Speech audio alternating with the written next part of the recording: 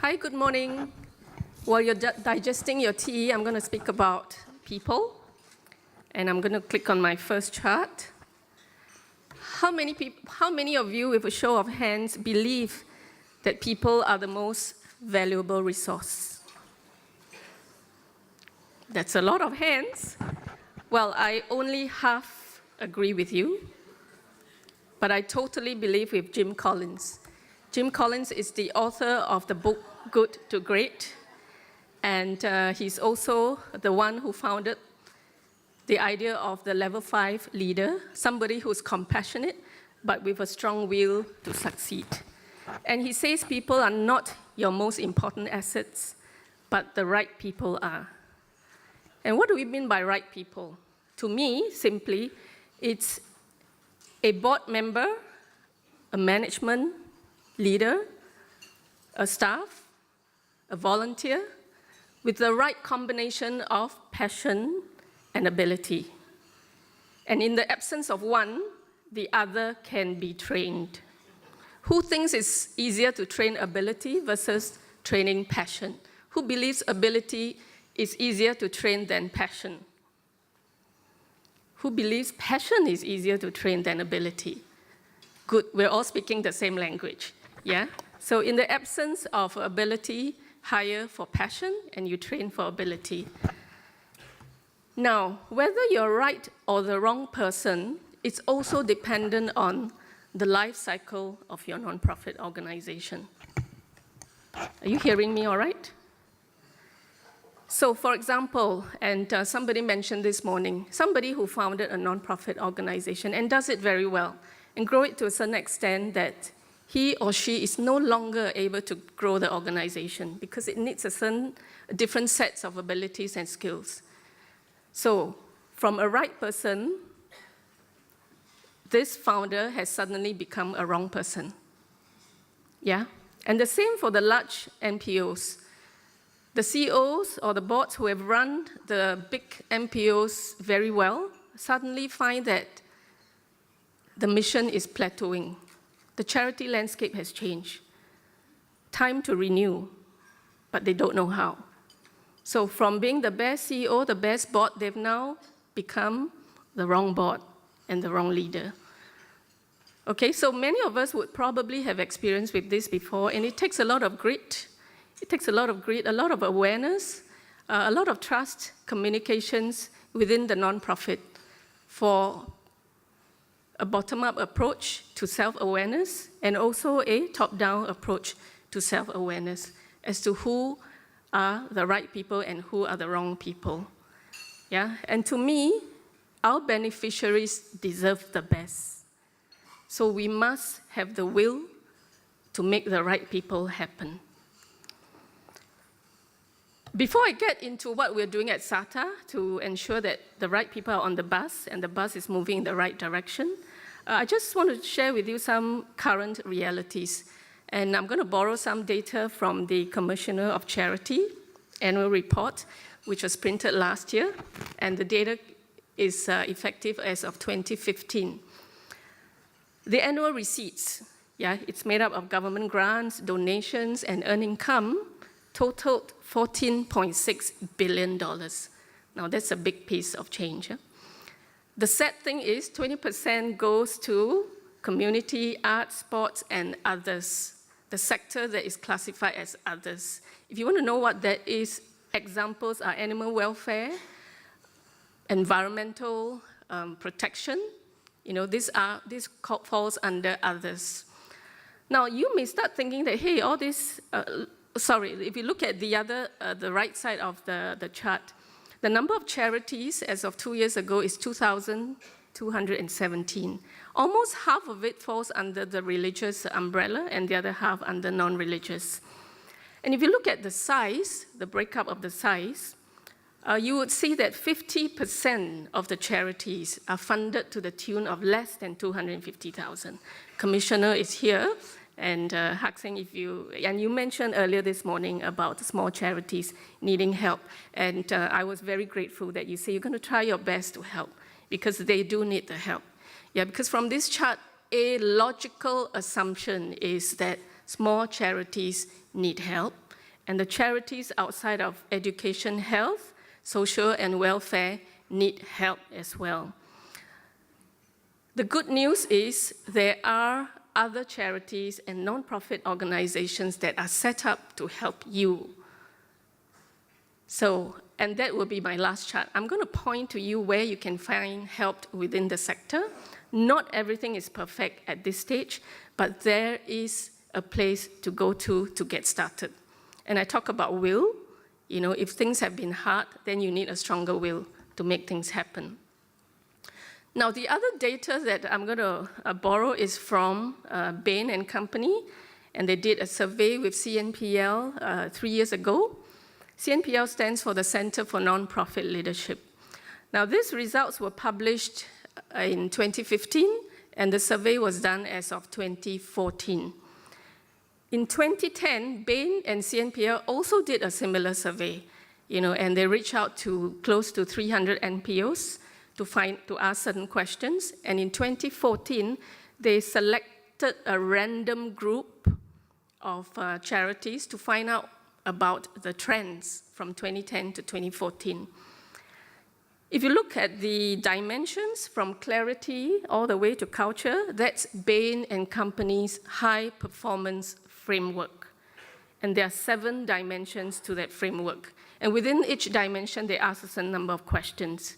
I'm not going to go through all this because we don't have enough time, but you want to look at the 2 graphs, right? The darker graph and the red graph. You will see that NPOs have progressed in all aspects of performance according to their leaders from 2010 to 2014.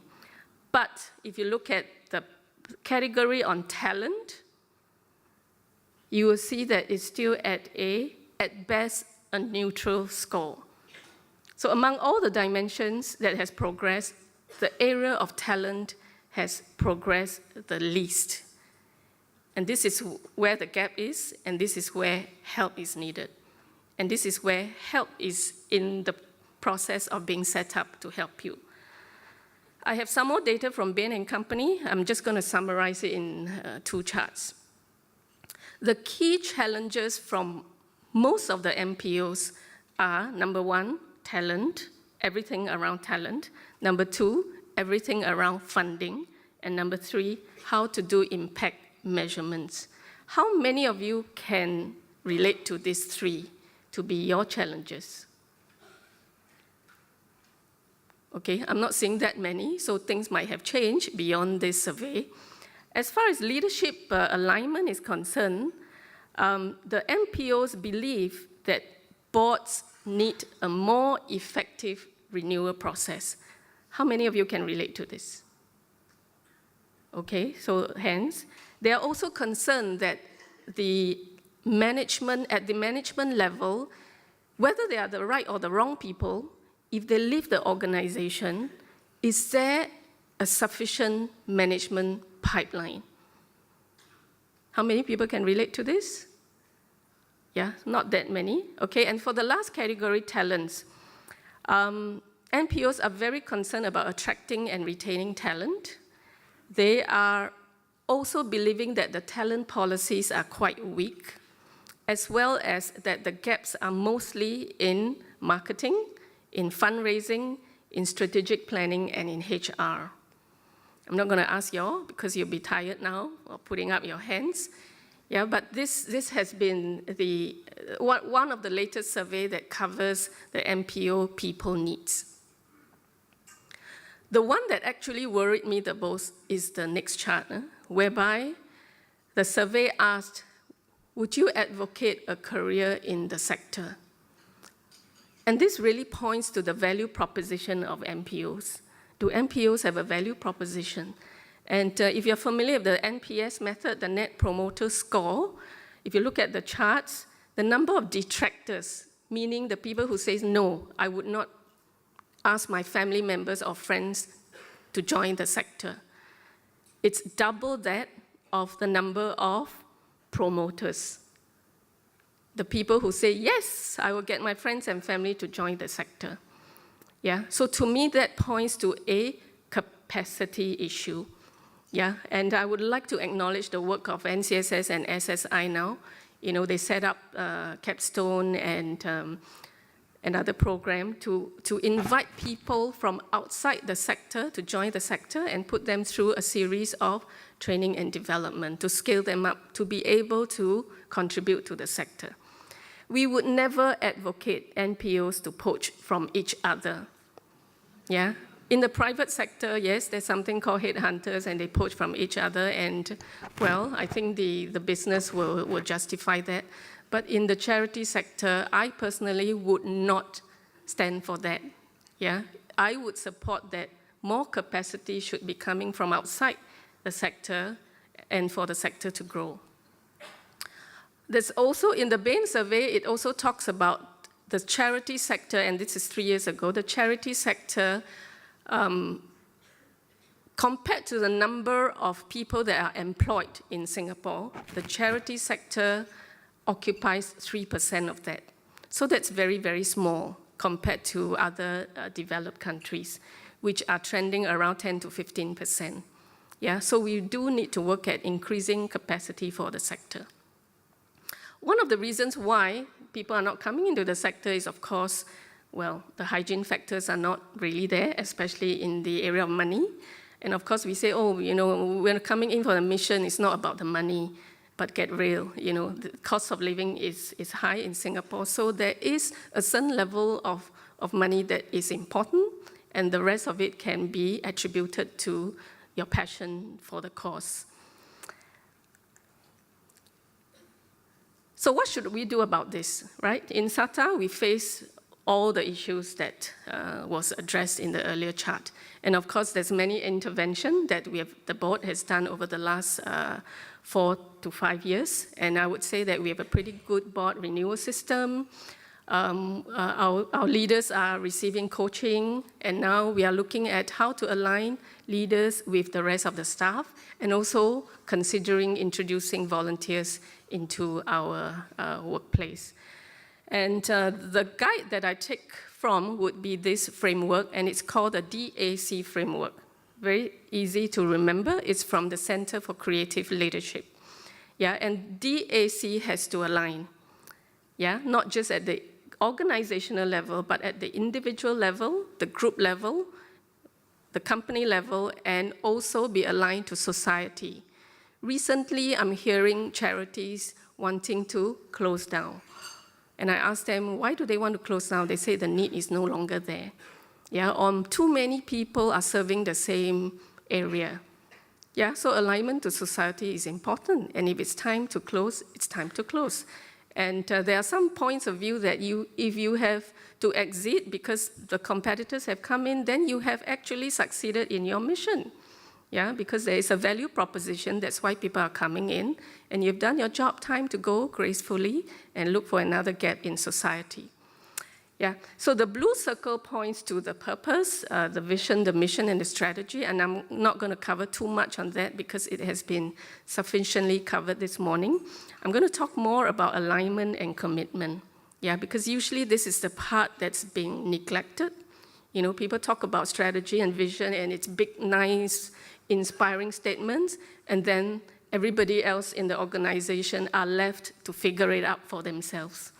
Yeah, and if you talk about board members leaving, we need to be cognizant that leaders, management, and staff are also leaving quietly from the sector. Yeah, and it's important we capture the reasons. Some of it is about pay. Not all of it is about pay. A lot of it is about how the charity is managed, yeah, and how they feel that, well, what they do, they don't really see how it's contributing to the beneficiary. Yeah, so there's bureaucracies, there's regulations, and weighing down on the work that they actually enjoy doing. So how do I codify the DAC? In SATA, I created this chart, and you can see it's quite a crowded chart. I'm not going to cover too much of it, but I will touch on every point that's mentioned. Yeah, and it's not because I want to hog the stage, but it's because I want you to know that talent management can be a complicated process. It can be a challenging process, depending on what types of resistance you have to go against. Yeah, so it's always better when you embark on talent management to have a committed resource. Yeah, if you can afford somebody to drive it, do it. If not, work together with a volunteer who's very committed with you for the next 1, 2, 3 years. You cannot have an episodic volunteer working with you on talent management because we are touching lives in your organization. So it can be a complicated process, but it's a very fulfilling process if you start to see the outcomes in the change of behavior at the workplace. So at the very top would be your D, the direction, which is your vision, mission, strategy, and the values. And the dotted box is actually the whole talent management system. Yeah, and I've codified it into 3 blocks: talent acquisition, talent development, and talent alignment. And to me, the 3 words surrounding the dotted lines are very important pillars: competency and values framework, employee value proposition, and performance management system. In fact, when I became the chair of SATA 3-4 months ago, this was the first chart I prepared, and this was the first chart I sat down with the management and say, we're going to embark on this. And we're going to look at everything in the box and refine it so that everybody is marching to the same drumbeat. Before I get onto the boxes, I want to talk about this chart, hygiene and motivators. I assume that leaders know about this. But as I speak to more and more leaders, I realize that leaders don't know about this.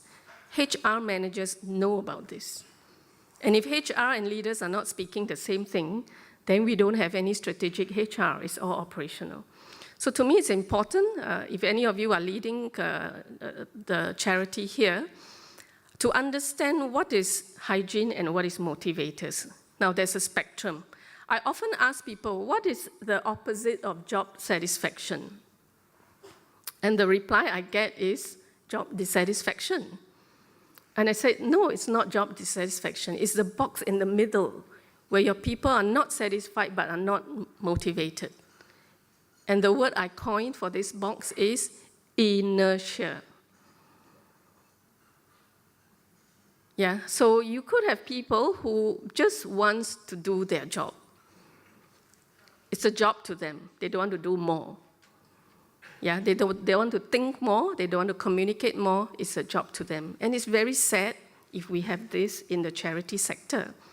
Yeah, because as I said earlier, our beneficiaries deserve more. Yeah, so how do we differentiate? How do we get people out of the inertia state? It's to look out for dissatisfied behavior and to implement hygiene factors, and also to be cognizant to what people need in order for them to feel motivated. Then you have job satisfaction. Okay, I'm not going to dwell too much on this chart because I have many other charts coming up. Yes, but those of you in HR or in the people business, you will know what I'm talking about. Let's look at the competency and values framework. It's one of the first things I reviewed when I went into SATA, and we implement something called the 3 levels of competencies: leading self, leading others, and managing the business. So the managing the business would be for the CEO and his direct reports. Leading others would be C-2, maybe C-3, depending on the size of your charity. And leading self would be for those who are individual contributors. Yeah? And for each of these levels, we have behavioral traits being defined very, very clearly. Now, these are not SATAs. I'm just using an example to let you know what a competency framework looks like, if you're not familiar with that. So at every level, the staff and the management are cognizant of what kind of behaviors they need to demonstrate as part of the organizational culture. Yeah? And a good hint would be to take these behaviors from the values of the organization. And if you don't have any values, then it's time to have a conversation around values with your board and with your C-level. Yeah? Because values drive the culture, competencies and values drive the fulfillment of that culture. Otherwise, it's just a piece of paper and it's just a page on your website. Yeah, it's empty, it's meaningless. It's important. In SATA, we have the values. It's called create, compassion, respect, excellence, accountability, teamwork, and empowerment. Yeah, and recently at my board retreat, the board was challenged to think about which is that root value. Yeah, because values can somehow be connected to each other, but which is that root value that should drive all other values? And I was happy to hear that all my board members think that is compassion. Yeah, because if there's no compassion in doing charity, then what is, right? So we all agree that our root value is compassion, and it drives everything under the rest of the word create. And we also define what compassion means, and we also have behaviors that explain what compassion means in the workplace. So SATA's employees are asked to demonstrate compassion not just to our needy and sick and the elderly outside, but also within the organization, yeah, to each other in the workplace. So we have implemented peer reviews, starting with the C-1, and we will go to C-2 and -3. And the peer reviews are structured around the values and the competencies. And after the peer review, there would be conversations going around, yeah, together with the superiors and the direct reports, based on what the peer reviews reveal. There is a program in the sector, and it's offered by CNPL, and it's called the Compass Program. At this point in time, I want to declare my conflict of interest. I wear another hat, which is the board of NVPC. I used to be the chairman of CNPL, so CNPL is now under NVPC. So this is a program that deals with competencies. It gathers all the leaders of the sector and board members and, benchmark them against an assessment center. Yeah, and these are the 5 competencies. And basically, there is a follow-up coaching based on the competencies. So it's something that I plan to send my leaders to as part of the Compass program. What I like about it is that it's a combination. A board member has to attend, a executive director or CEO, and then a functional head looking after HR. So it's very aligned from the beginning.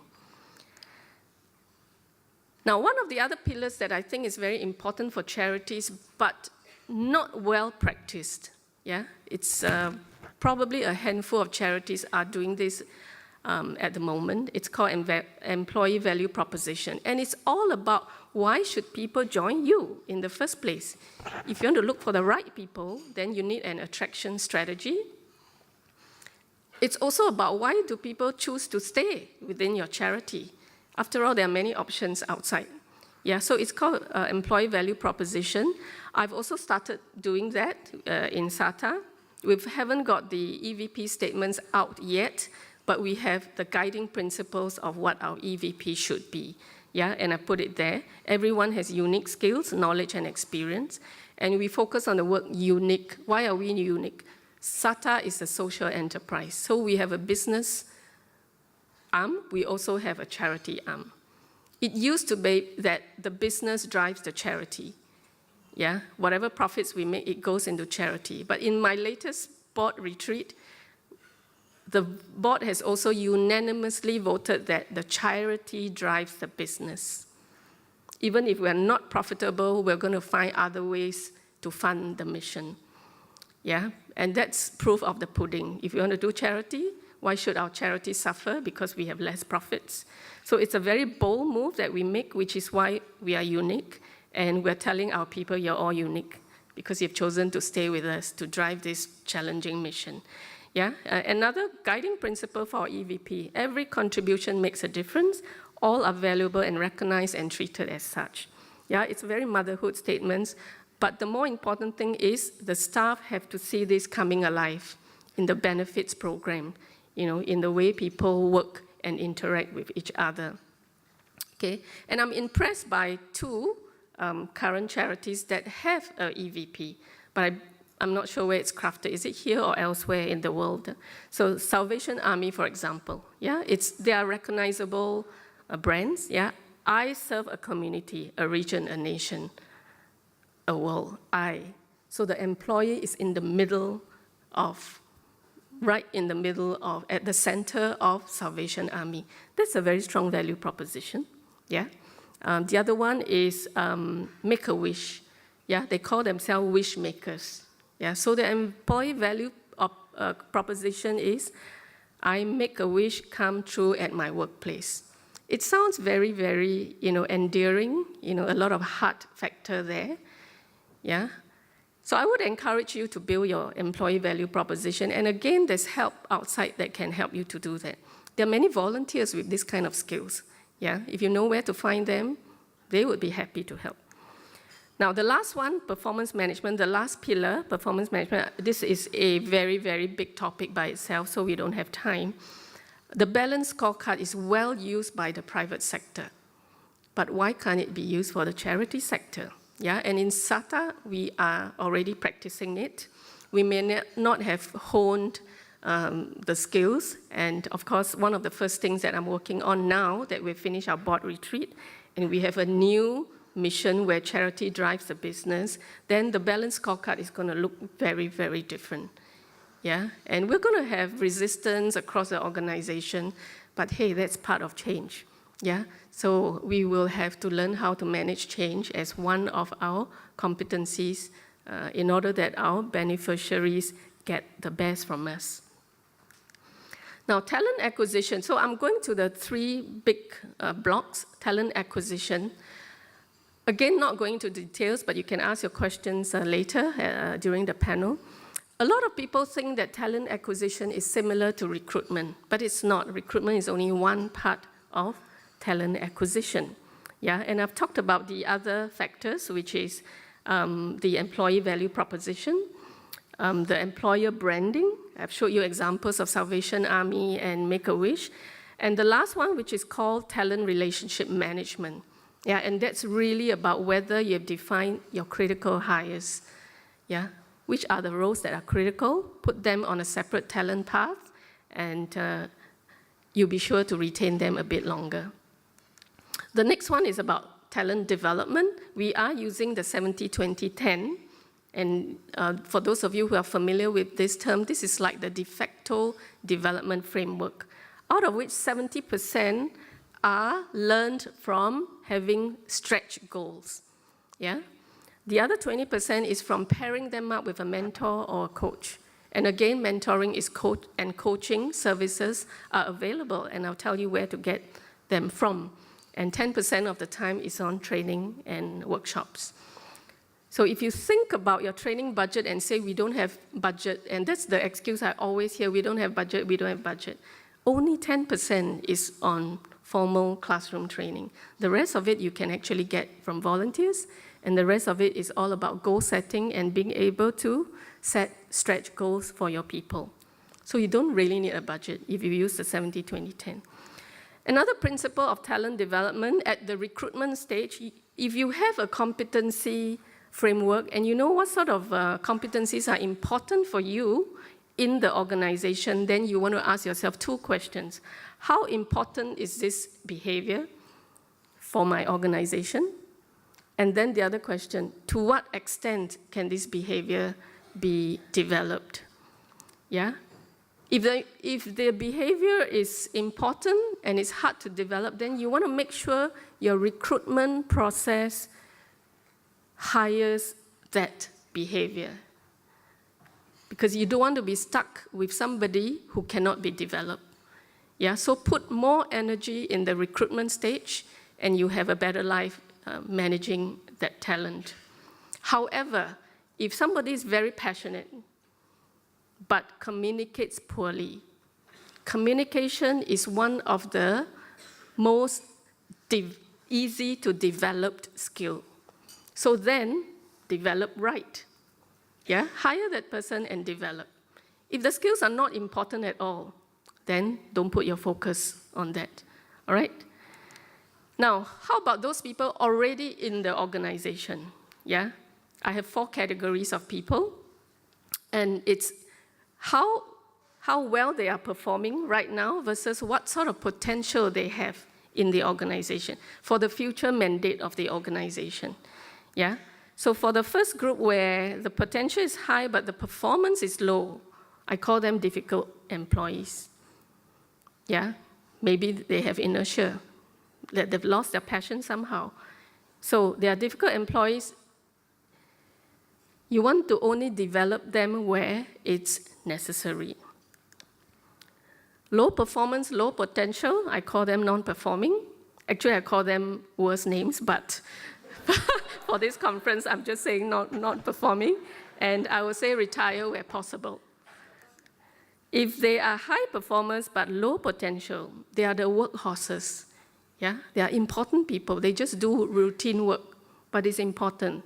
Yeah? They're pushing wheelchairs. You know, in SATA, we have a lot of this because we work, we spend a lot of time with the elderly. So we have this kind of people. They're doing well wherever, but they're not able to scale up to higher executive jobs. That's fine. They're still very important. Yeah? Appreciate and retain them. And the last one are the stars. Yeah? And you probably know who they are. Make sure to keep them because they are your critical hires. I have 3 more minutes. The last one, talent alignment. Basically, this is how I define it. How do you distribute talent in such a way that maximizes engagement and productivity?